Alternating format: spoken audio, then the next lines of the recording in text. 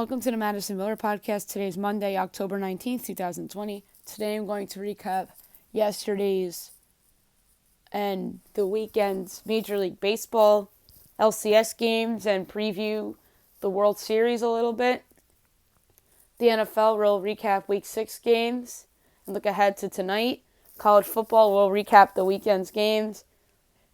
A big name in the sports world is retiring, and my best bet of the day. Okay, we'll start with Major League Baseball.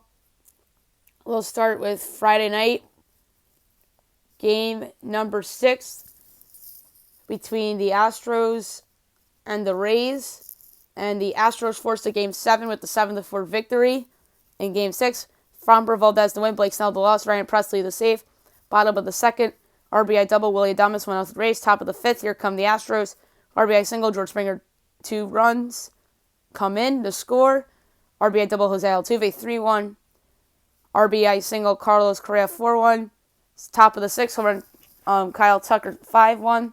Top of the seventh, RBI single, Michael Brantley 6-1. Sac fly, Kyle Tucker 7-1. Bottom of the seventh, home run, Manuel Margot 7-2. And bottom of the eighth, another home run by Margot 7-4. That was your final. Valdez 6 innings, 3 hits, an earned run, 3 walks, 9 strikeouts. And then came in Andre Scrub for 2/3. Then Blake Taylor for a third. Christian Javier for 1. Ryan Presley for 1. Blake Snell 4 innings, 3 hits, 2 runs, 4 walks, 4 strikeouts. I think they pulled him too early. Then came in Diego Castillo for 1. Shane McClanahan for an inning and 2/3. Then Jose Alvarado for 2/3. Then Aaron Loup for 2/3. Then John Curtis for 1. Dodgers over the Braves 7-3 to force a Game 6.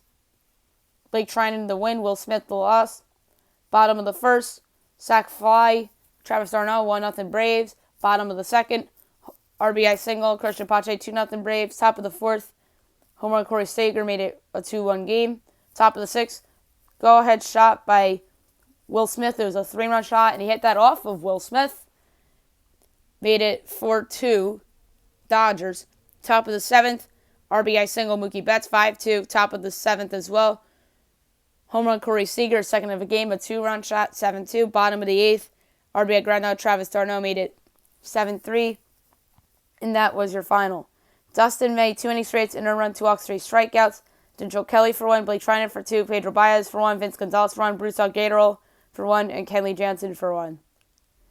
AJ Minter got the opener role for the Braves, 3 innings a hit, no runs, no walks, 7 strikeouts. He was very good on Friday night. Then Tyler Matzik for an inning and a third, Shane Green for an inning and a third, Will Smith for a third. He gave up the home run to Will Smith. Then Jacob Webb for 1, then Josh Tomlin for 2.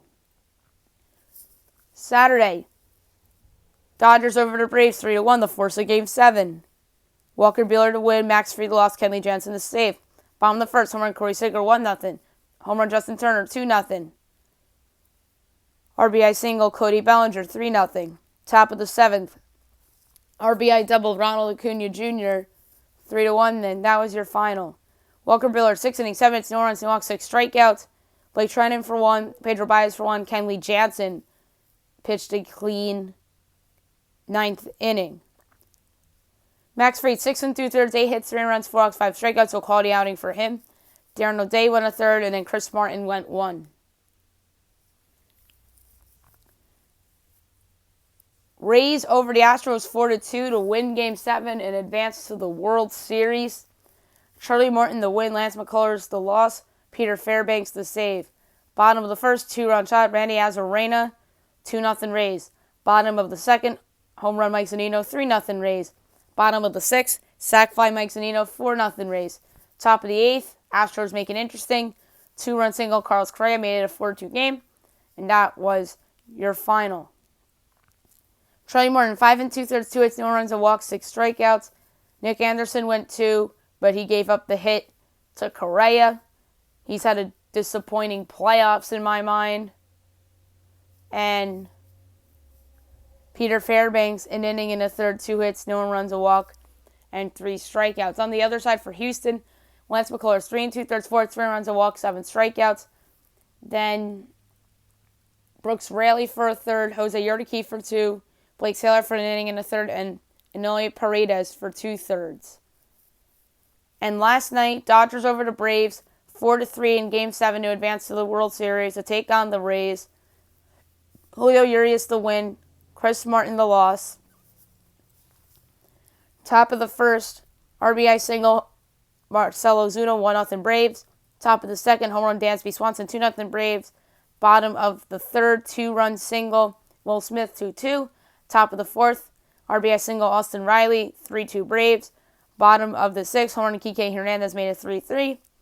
And bottom of the seventh, the go-ahead homer by Cody Bellinger to make it 4-3 Dodgers. And that was the final. Dustin May was the opener, an inning, a hit, and a run, 2 walks, and a strikeout. Tony Gonsolin for 2, Blake Trinan for 2, Bruce Algradero for 1, and then Julio Urias with an excellent 3 innings to close out the game. That was kind of reminiscent for me of when Lance McCullers Jr. came out of the bullpen and shut down the Yankees in Game 7 a couple years ago. But the difference is that Julio Urias did not record a strikeout, and McCullers had literally, I want to say 10 of them. Ian Anderson, 5 hits, 2 runs, 2 walks, 2 strikeouts. Tyler Matzik went 1, Shane Green went 1, AJ Minter 2/3. Chris Martin went an inning and a third. He gave up the homer to Bellinger. And Mark Melancon went 1. Okay, so the Astros making it to the ALCS was remarkable. But their season to me was not and should not be considered a success. I know some people may look at it as a success because they made it that far without Verlander. I get it. But there are still expectations for this team before the season. There are some people that thought that they were going to silence the haters and make the World Series and compete with the Rays and the Yankees. But they went under 500 this year, and they were lucky to be in the LCS because the White Sox and the Athletics just lacked experience, and the Astros had the experience from the past, and their offense just got hot for a couple weeks. But I still look at their season as a disappointment because they went under 500 in the year, and I think that they were on the right side of the bracket. If they played the Indians or the Yankees or the Rays in one of the first 2 rounds, they would have been out. That's just the reality of the situation. And for Atlanta, I think they had a nice year, but I think that they arguably had World Series or bust expectations to some people, but I didn't feel that way about Atlanta. I think that next year is going to be the World Series or bust year for the Braves. I mean, maybe if they made some ballsier moves in the previous offseason, I would have considered that for them, but I think they had a good year. They really made it this far without Max Fried, and that is amazing. They still won their division. Without Mike Soroka, not Max Fried. Max Fried helped them win their division and make it to Game 7 against the Dodgers. So I think they should be considered a successful story this year. Max Fried makes a jump. Ian Anderson, successful rookie. Kyle Wright had the bad Game 3, but I thought he improved. Cole Hamels, that didn't work out because he got injured. And a lot of their other pieces of the rotation got injured and DFA, like Mike Fultonevich, he was supposed to improve. He didn't. He got DFA'd. But the Braves deserve a lot of kudos for winning that division. Granted, there's 3 underachievers in that division, and the Marlins randomly made the playoffs instead of one of those 3 underachievers. But if it was the Nationals that lost in the NLCS, I would have considered that a failure because it would have been like the Astros situation, disappointing regular season, and say they came in second instead of the Marlins, and then they snuck in and they just didn't get back to the World Series. I consider that a failure. And with that rotation that I thought they were the most disappointing team in all of baseball this year, the Washington Nationals. I mean, you could argue some other teams as well, but back to the Braves. I think that they'll be right back there next year. I think that their pitching staff will be healthier. They have a good big three now in Mike Soroka, Max Fried, and Ian Anderson. Maybe Kyle Ray gets better. I don't think that Cole Hamels will be with them next year. And they just have to find somebody for that fifth rotation spot. And I think they're set. And that offense is very good. If they lose Marcell Ozuna, I think that's a blow for their offense. But I think that Christian Pache, a full season of him, will help them. Maybe they keep Adam Duvall to be a DH. But they have options, the Braves. But I think that, obviously, if they lose Marcell Ozuna, it's a big loss. And then for the Astros, George Springer's a free agent. If they lose him, they're in trouble long term in my mind because George Springer is an unbelievable player. He's very good. Yeah, he's a very streaky player, but when he's hot, and he's on. And that guy is a good home run hitter. He's a good base runner. He's excellent in the outfield. And if they lose him, that is a big loss for that team. And if the playoffs do go back to what it normally is, the 3 division winners and 2 wild cards, I'm not so sure the Astros are a playoff team next year, and that's even with George Springer because no Verlander next year, obviously, due to the Tommy John. So, and then you would expect, like, the Texas Rangers maybe to improve or Oakland to rebound and win that division, and the Angels maybe will be better. You never know. So, I don't think the Astros are certain to be back in October next year, but I feel that way about the Braves, though. In terms of the World Series, you got the Rays and the Dodgers. The best 2 teams this year, quite frankly. And they were the 2-1 seeds. I think the Dodgers have the advantage on offense with their stars. Cody Bellinger, Corey Seager, Will Smith, Mookie Betts, obviously, Justin Turner, and then the Kike Hernandez, Chris Taylor, utility. Same for the A.J. Pollock and Jock Peterson. They're very deep. And then Max Muncy, too. I can't forget about him. And then the Rays offense has been a little inconsistent, but what's important is that they got in big hits when it mattered, especially from Randy Arozarena. Mike Brousseau had the big home run off of Chapman in Game 5 in the 8th inning. Also, Mike Zunino's gotten some big hits for them after a disappointing regular season. Jaiman Choi's got big hits for them. Brandon Lowe's been bad in the playoffs, but he finally looked like he was getting on the right path. Yandy Diaz, Willie Adames, and then you got Manuel Margot, who has stepped up for them in the outfield and getting some big home runs for them. And then Kevin Kiermaier, who got hit by a pitch against the Astros, is back for them, so that's good. They obviously missed him in those couple games that the Astros won, and then he was back for Game 7, and the Rays won Game 7. So Kevin Kiermaier, sneaky valuable, were more valuable to the Rays than you think, and his defense is just surreal. Pitching staff, this is a tough edge that I'm going to give.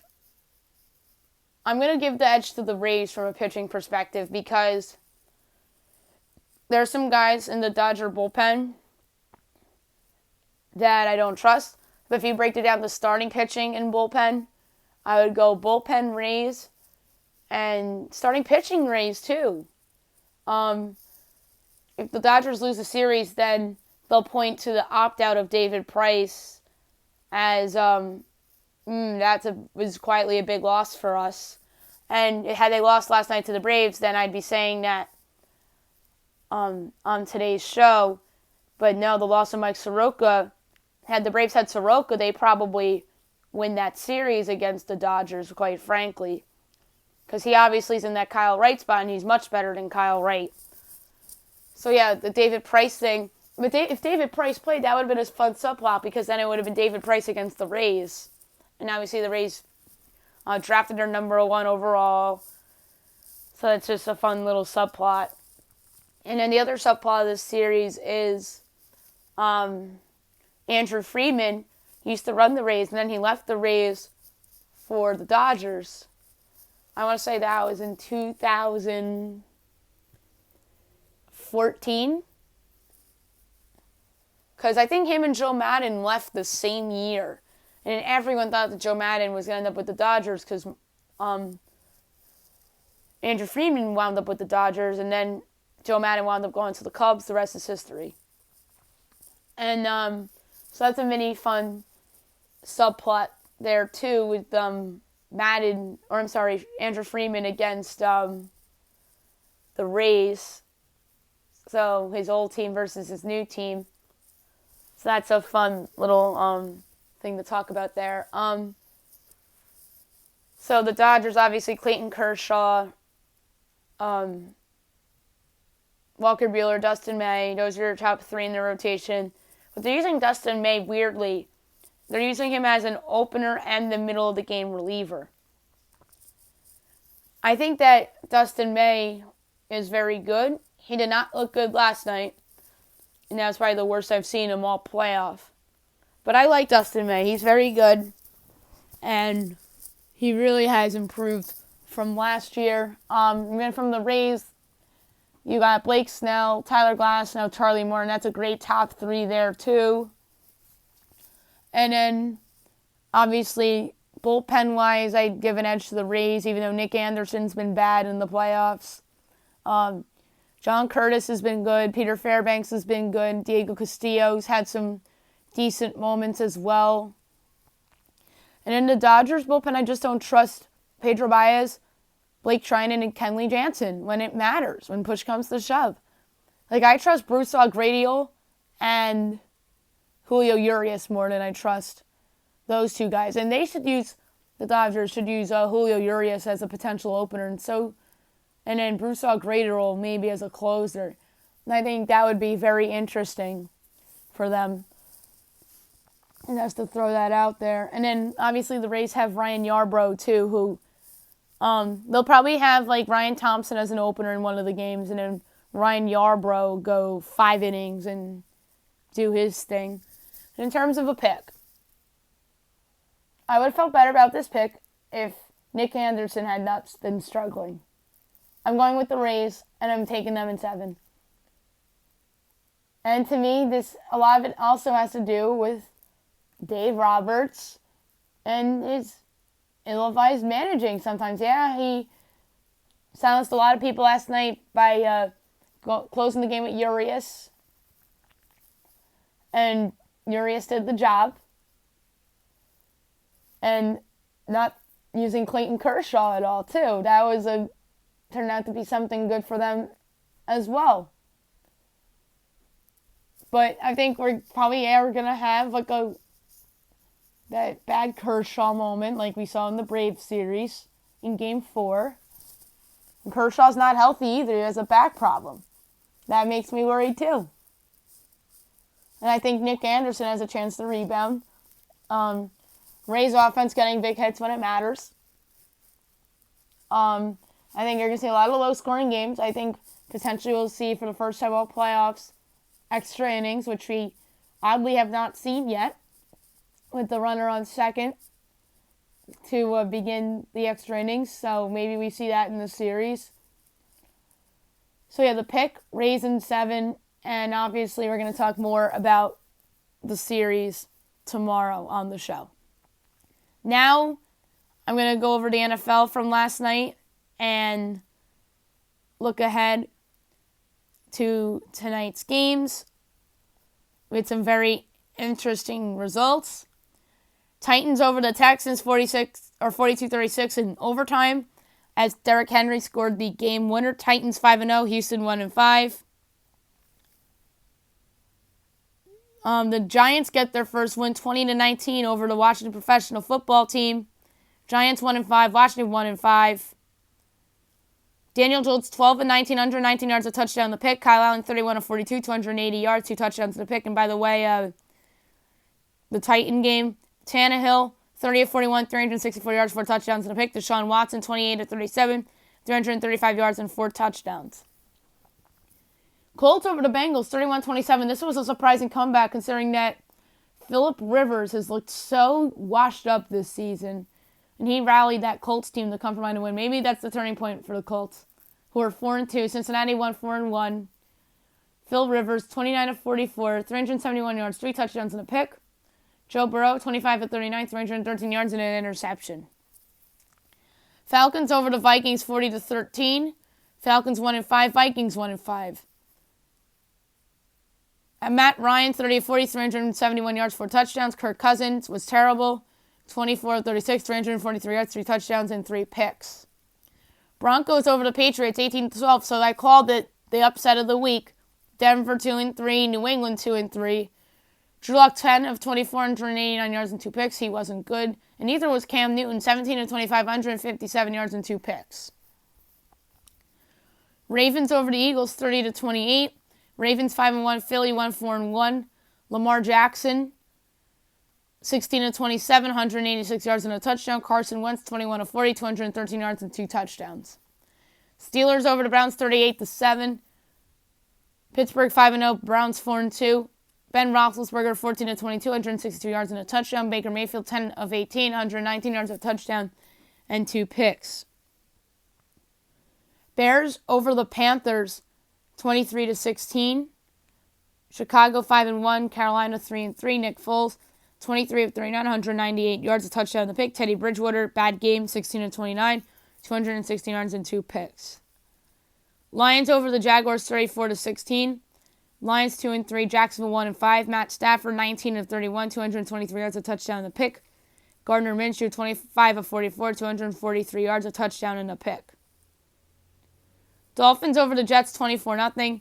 Dolphins 3-3, Jets 0-6. Ryan Fitzpatrick 18-27, 191 yards, 3 touchdowns, and 2 picks. Joe Flacco 21-44, 186 yards, and a pick. And Tua Tagovailoa actually saw some time at the end of the game, 2 for 2 at 9 yards. Buccaneers over the Packers, 38-10. Very impressive win for Tom Brady and company. They're 4-2, Packers 4-1. Tom Brady, 17-27, 166 yards and 2 touchdowns. Aaron Rodgers, perhaps his worst game of the year. Easily his worst game in a long time. 16-35, 160 yards and 2 picks. 49ers over the Rams, 24-16. A huge bounce-back win for the 49ers. They're 3-3. Rams 4-2. Jimmy Garoppolo bounce-back game. 23-33, 268 yards and 3 touchdowns. He was great. Jared Goff was not. 19-38, 198 yards, 2 touchdowns, and a pick. All right, 2 games tonight. You have the Chiefs and the Bills, 5 o'clock on Fox. Joe Buck, Troy Aikman, and Aaron Andrews on the call. The Chiefs are 5.5-point favorites, over under 55.5. I would make this game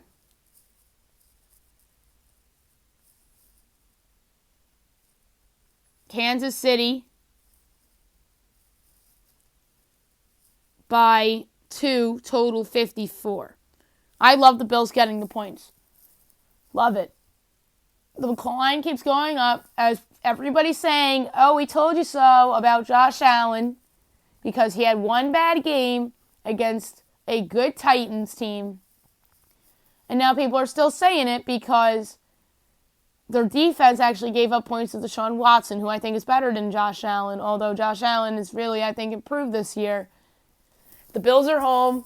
No, I don't think there's fans in the stands, but I think this is a good spot for the Bills to get right a little bit offensively against the Chiefs defense that I saw leaks in. The Chiefs obviously don't have Sammy Watkins, but I do think Kansas City will win. I'm going to say they win by 3. I'm going to say this is a 33-30 fun shootout game, and Josh Allen will rebound, but I don't think the Bills will get it done. I have a slim edge on the under, but I think this probably goes over.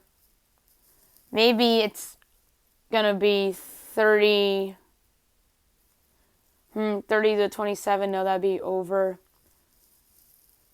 26-23 would get me the under. 27-24. 28-26. 28-26 kind of feels a little funky. Maybe 27-26 Chiefs. Yeah, that's a good one. 26-27. Wacky game. Chiefs pull away. Maybe they get a game-winning kick by Harrison Bucker. Maybe it's 27-24 Chiefs.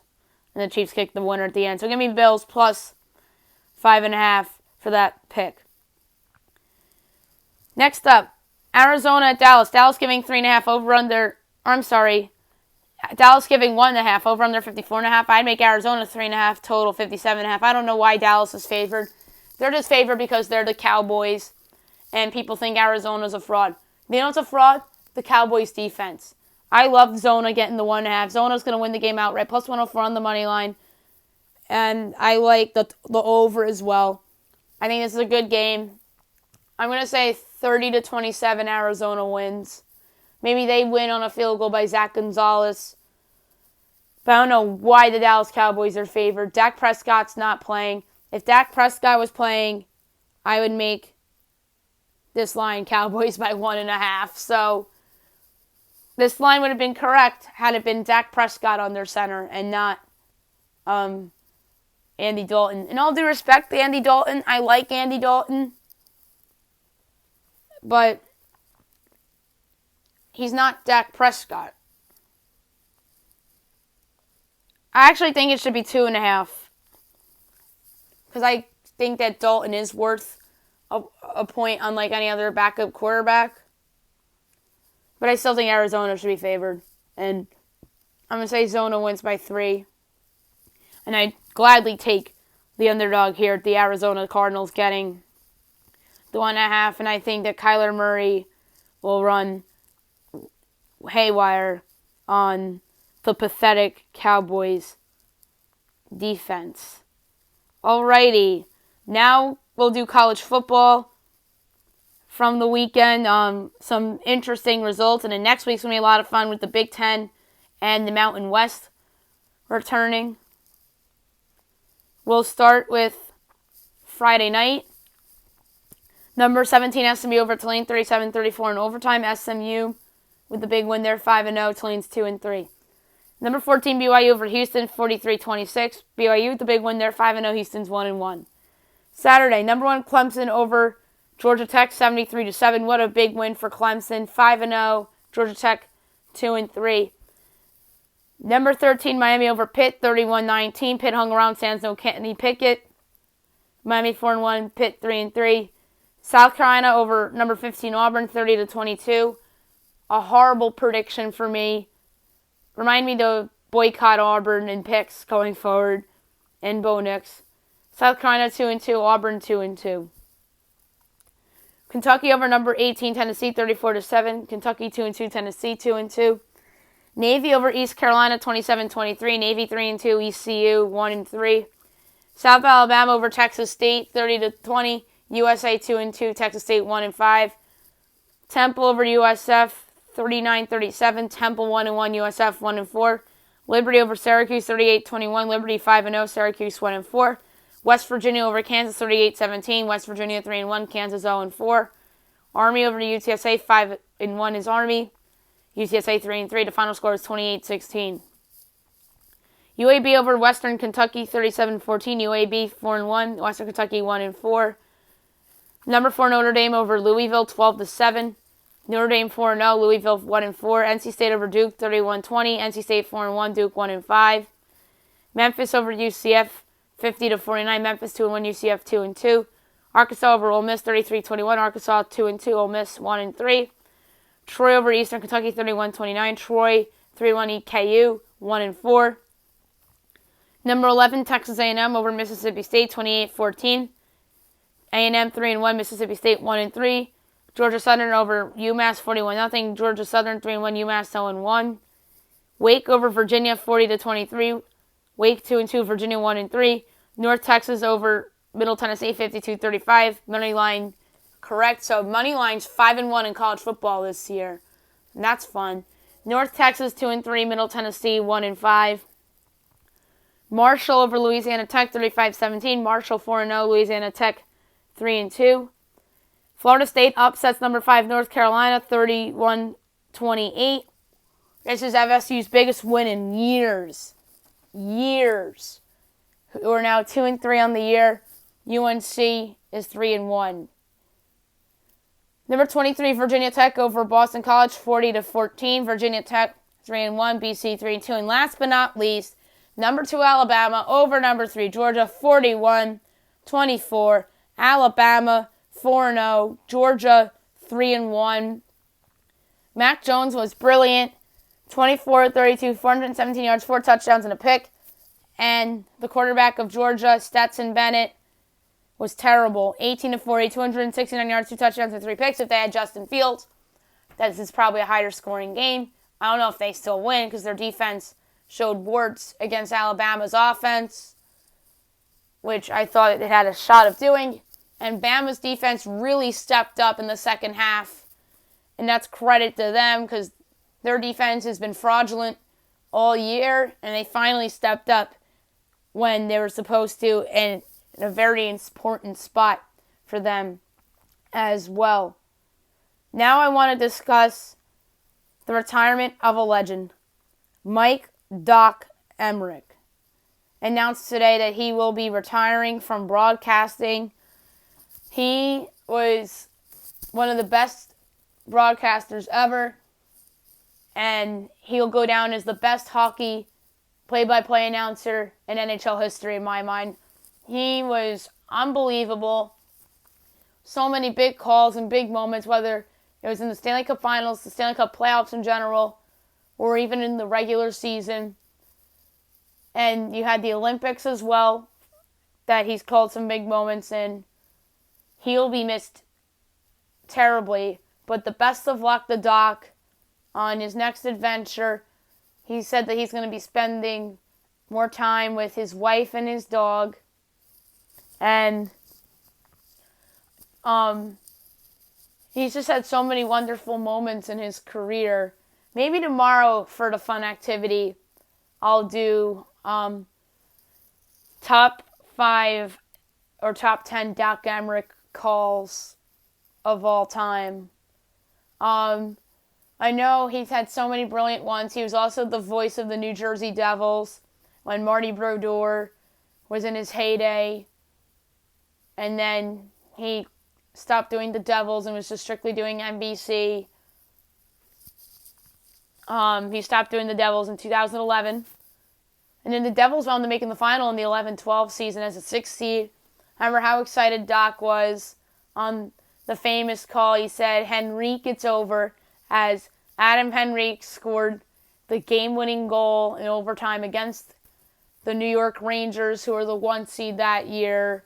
That's something that we've talked about on the podcast several times with Derek and with plenty of other Ranger fans that I've had on the show.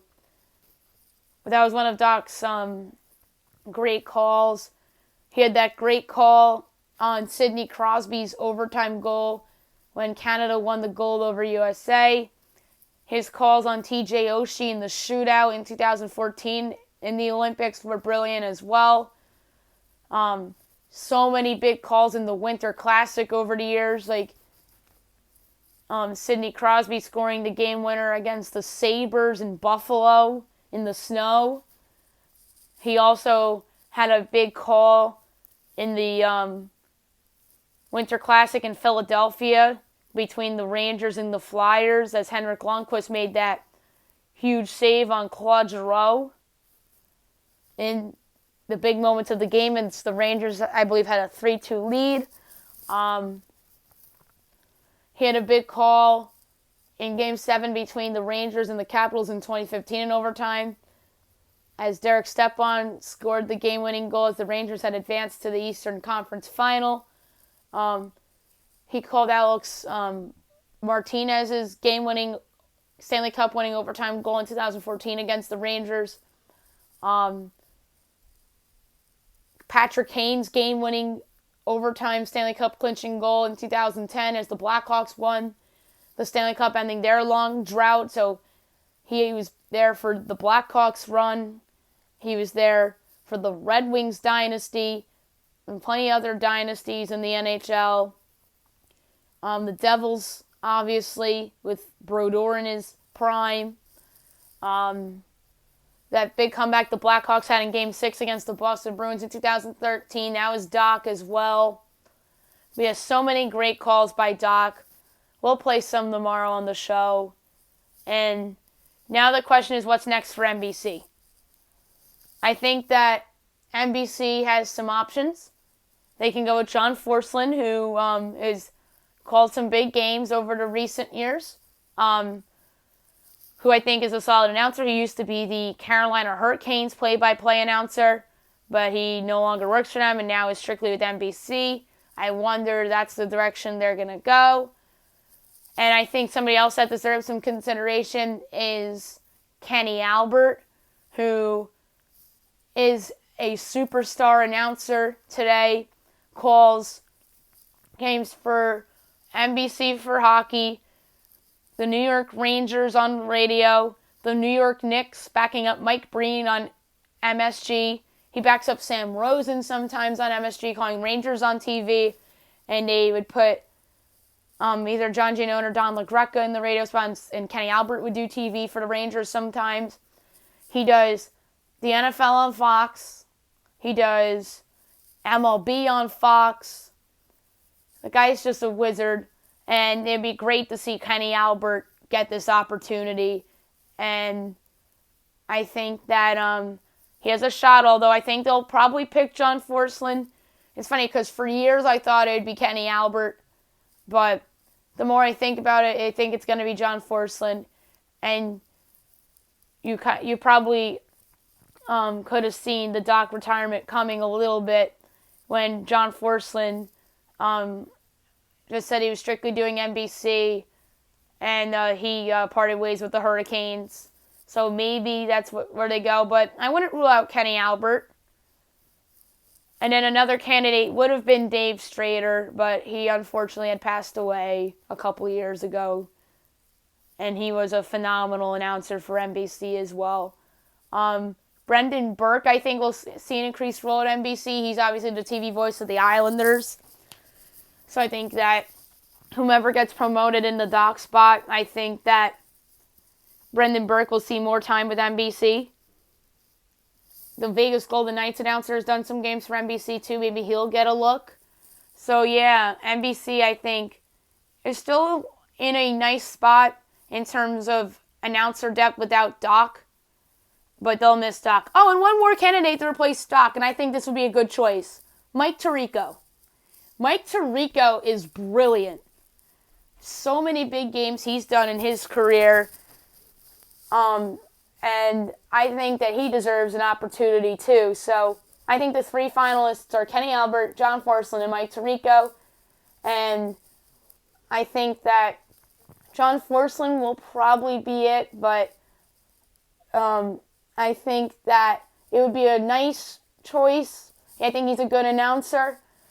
But I think it would be, I would prefer Kenny Albert or Mike Tirico because of their past histories and they're more recognizable names for fans because Kenny Albert's done the Rangers on the radio for so long and you see him on Fox doing football and his father was the voice of the Knicks and the voice of the NBA before Mike Breen and I believe he's retiring too, Marv Albert, if I'm not mistaken, for TNT. I mean, if it's not this year, I think it's next year, but he's supposed to be retiring soon too. So I think that they should go with either Kenny Albert or Mike Tirico. And in the case for Mike Tirico, in terms of from a fan standpoint, is that you see him, you remember him from ESPN Monday Night Football. He's called so many big NBA games in his life too. On ABC.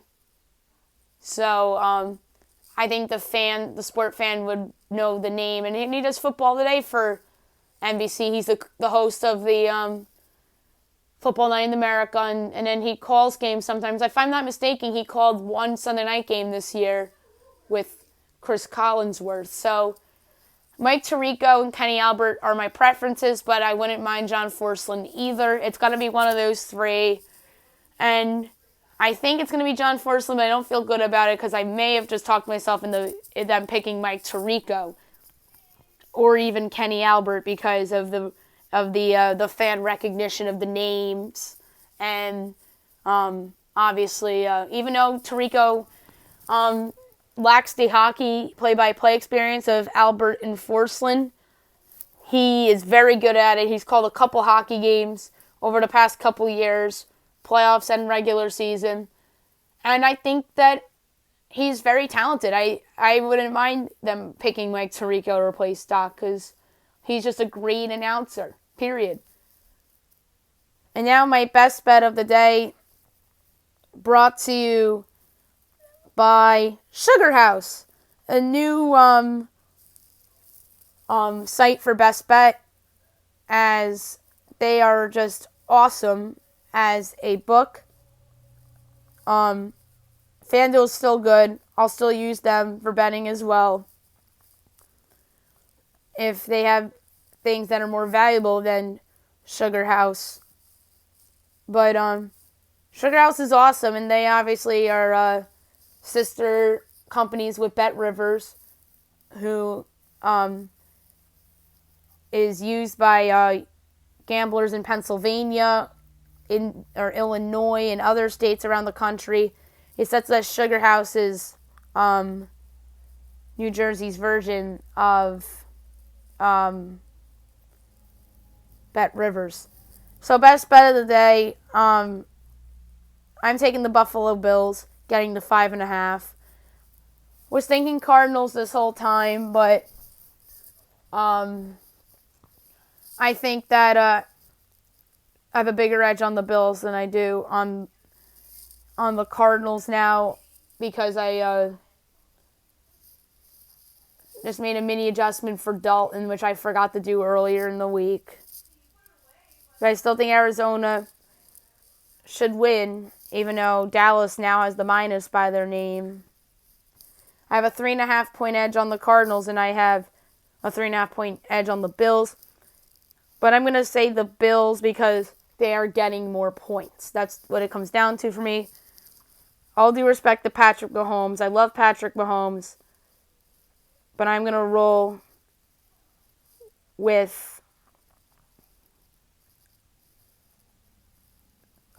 Josh Allen, the Buffalo Bills, to keep this thing close against Patrick Mahomes and the Kansas City Chiefs.